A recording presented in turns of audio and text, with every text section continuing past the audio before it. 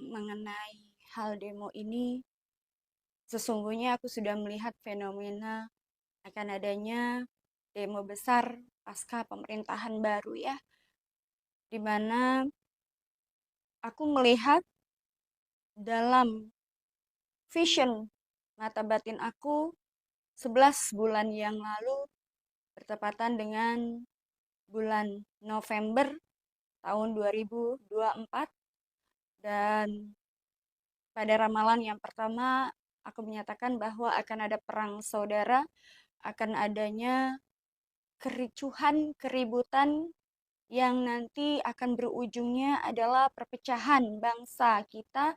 Ada isu anarkis, SARA, ada isu keagamaan, ada isu juga penjarahan, bahkan di sini berujung pada banyaknya korban jiwa dan banyak juga yang akan menjadi pahlawan revolusi ya, khususnya karena di sini ujung dari adanya keributan tersebut akan ada juga penggulungan suatu masa pemerintahan ya.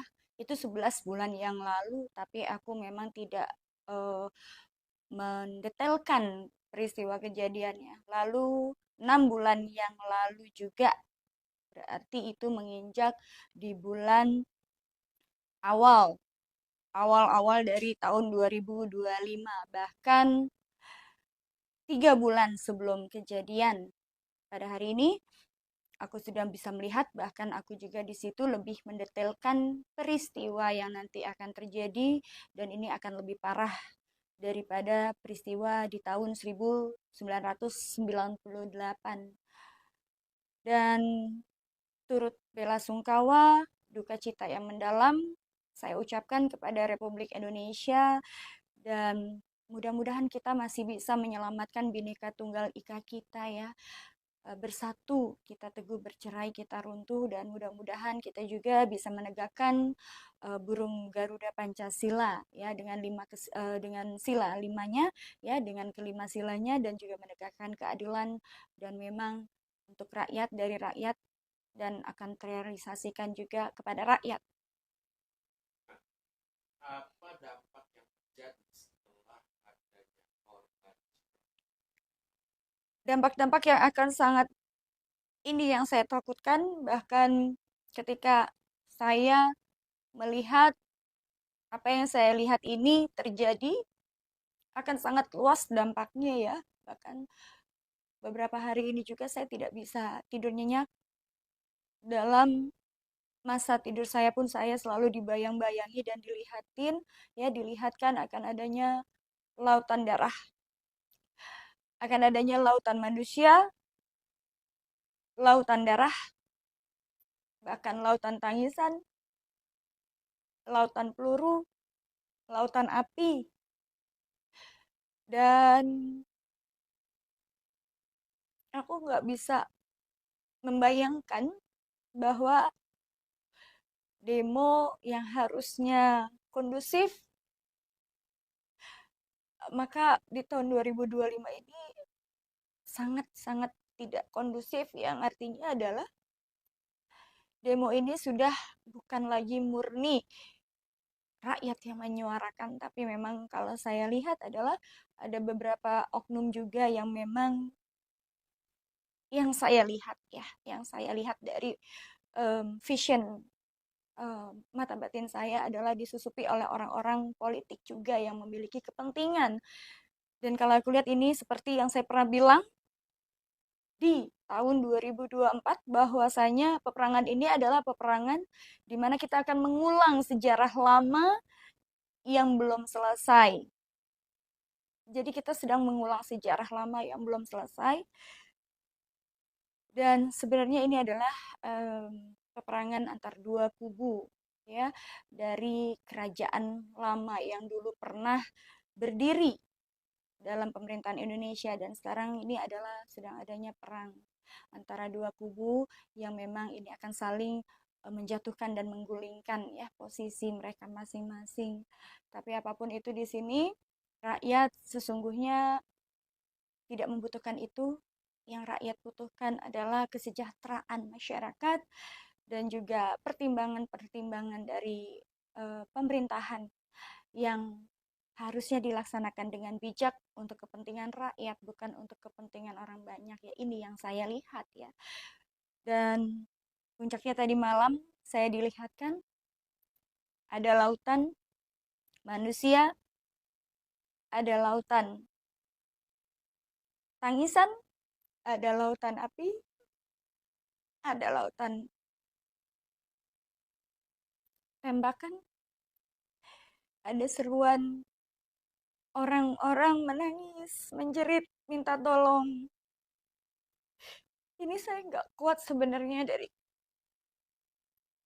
dari tadi malam, bahkan sesungguhnya isu-isu dan ajakan-ajakan anarkis ini adalah bukan seruan dari masyarakat, tapi ini adalah ada orang yang menyusup dan memancing. Dan tentunya yang disalahkan adalah masyarakat kita yang memang hanya sekedar menyuarakan suaranya, yang hanya sekedar menginginkan keadilan dan juga ekonomi yang merata. Tapi balik lagi, saya tidak mengerti apa-apa tentang politik, tapi saya hanya melihat dari mata batin saya ya. Seperti yang saya pernah lihat bahwa ini adalah tahun penuaian karma. Entah siapapun orangnya yang melakukan atau memiliki karma buruk, maka akan dituai di tahun ini. Saya melihat akan ada beberapa orang juga dari khususnya orang-orang politik ya, orang-orang kita politik itu juga akan ada korban jiwa, dan saya mohon himbauannya kepada masyarakat Indonesia dan seluruh pihak yang berwenang, seluruh pihak pemerintahan juga khususnya, mohon jangan terpancing emosi, mohon berikan apa ya, ketenangan. Artinya kita jangan mengambil tindakan-tindakan yang nantinya akan membuat karma baru atau merugikan lagi. Bangsa kita sedang sakit, kenapa kita tidak membangun bangsa kita ini untuk jauh lebih baik dengan hati yang dingin, pikiran yang dingin, dan juga marilah kita satukan pemikiran kita ini dengan kebersamaan, duduk bersama, hadapin bersama-sama, karena kita juga masih akan menghadapi bencana yang jauh lebih penting setelah pasca ini, yaitu kalau aku lihat, kalau sampai nanti tidak akan ada perubahan dalam revolusi di tahun 2025 ini ya, Indonesia ini akan hancur. Bahkan saya sudah melihat di sini dalam tahun ini juga ketika sudah terjadi perpecahan perang antar rakyat dengan pemerintahan ini, saya melihat akan ada gunung api gunung api ini akan meletus secara bersamaan. Dan ini yang saya takutkan adalah akan ada menjadi suatu kehancuran suatu negara, karena di sini juga berbarengan dengan gunung api yang meletus ini akan ada angin kencang yang akan menyapu manusia, tidak peduli siapapun itu, dan juga air gelombang pasang yang tinggi yang akan memporak-porandakan. Seperti aku pernah melihat fenomena ini di tahun 2024 pada waktu aku dimintai keterangan apa yang akan terjadi di tahun 2025 sampai dengan beberapa tahun ke depan ini. Akan ada, Indonesia akan tersapu bersih oleh fenomena alam yang saat ini memang alam semesta ini sedang menunggu penuaian karmanya. Maka saya juga menghimbau kepada pihak-pihak siapapun itu, baik masyarakat, TNI, Polri, Brimob, pemerintahan, untuk jangan menyakiti ya. Duduk bersama, mari kita bergandengan tangan bersama, berangkulan bersama. Masih ada solusi yang lain lagi yang bisa diselesaikan dari permasalahan daripada saling bunuh membunuh sesama saudara, sesama masyarakat. Semua kita sama. Dan juga pada masyarakat kita, masyarakat tercinta Indonesia khususnya, jangan terpancing isu-isu yang karena Kalau aku lihat di sini dalam demo ini juga ada penyusupan dari luar ya, dari luar negara kedaulatan Republik Indonesia. Ya, artinya ini akan mengulang sejarah lama ya. Jangan sampai akan ada kejadian seperti kejadian lubang buaya, kisah lubang buaya, dan juga aku melihat di sini akan adanya uh, apa namanya kejadian seperti tahun 98 ya. Dan mudah-mudahan masyarakat sekarang, saya yakin masyarakat Indonesia sekarang sudah jauh lebih pintar, wawasan lebih luas, dengan kemajuan teknologi yang luas juga, mudah-mudahan bisa berpikir dua kali sebelum melakukan suatu tindakan, berpikir ulang. Ingat, keluarga kalian di rumah menunggu.